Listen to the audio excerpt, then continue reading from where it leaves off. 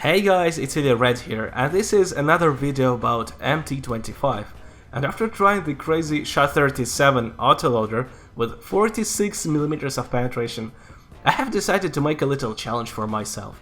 I had no idea if I can make it or not, but I had to try to get 3 marks of excellence on MT-25 with this cool autoloader.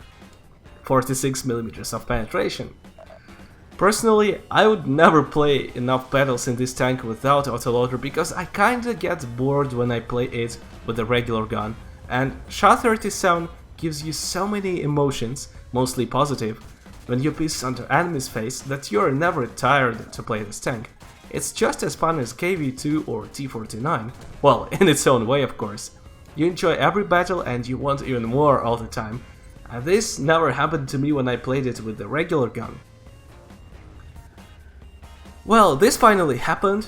I actually got the 3rd gun mark. I have to note that it took me 101 battles to get to the 3rd gun mark, and approximately 50 battles were played with the regular gun. Only then I switched to autoloader. Only then this idea came to my mind. By that time I had only 1 mark of excellence and I was around 75%, I think. We are watching one of the most interesting battles of mine, and I will find use for my gun here. In this battle, even enemy team is helping me here in some way by not making me any trouble for some reason. Maybe out of compassion after seeing me playing with this gun. Usually I play here aggressively, but not that aggressively. But if the noble sirs on the opposing team insist, I can't refuse. The total combined damage is around 1800 dealt plus assisted per battle, so that's what you can aim for. It's lower than for T-37 or 5916. If you want to get good results on MT-25, you must have good crew, because the view range is very weak. If your crew isn't that great, you will have to do passive scouting more, and as you can see I'm carrying binoculars. It's something that I don't do often on the light tanks, because usually I'm active, or my view range with optics and without binoculars is enough for passive scouting as well. I even remarked the LC without binoculars, only with optics, but there is actually just nothing else to carry. That's the main reason why I have binoculars. But sometimes it does help, of course. So if you do mainly passive scouting, that will of course mean that on average you will spot less than you could on maps which don't have super effective passive scouting positions. But when the view range is boosted well, then you don't feel too bad. It's actually enough to do active scouting and almost forget about passive, which is really my style. Of course, you have to be careful, but you can allow yourself 100 times more than you could on MX-12T, for example. It's crazy mobile. YOLO-ness level reaches ELC and is clearly greater than 5916, really. The advantage that SHA-37, that's actually how you pronounce this, the name of this gun indeed, SHA-37, allows you to get into fight with the other light tanks.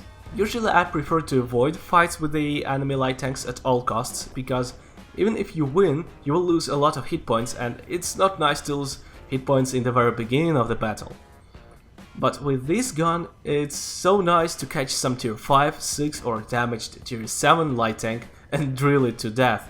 Of course, I still avoid face-to-face most of the time, but you can wait for the best moment to turn your enemy into Swiss cheese, or at least take away half of his hit points. Also, don't forget that the penetration of 46 doesn't mean you can't shoot the tracks of the enemies. Lock enemy heavy tank on spot for half a minute by firing at his track every 4 or 5 seconds, while your team will tear it apart.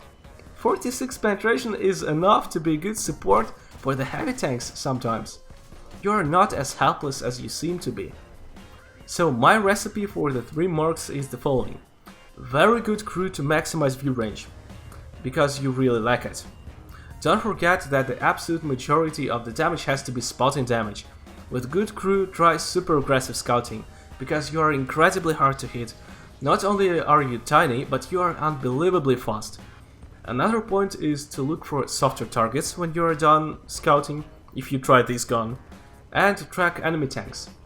Of course, if there is some cheat bush on the map, go take it, you will be first in it.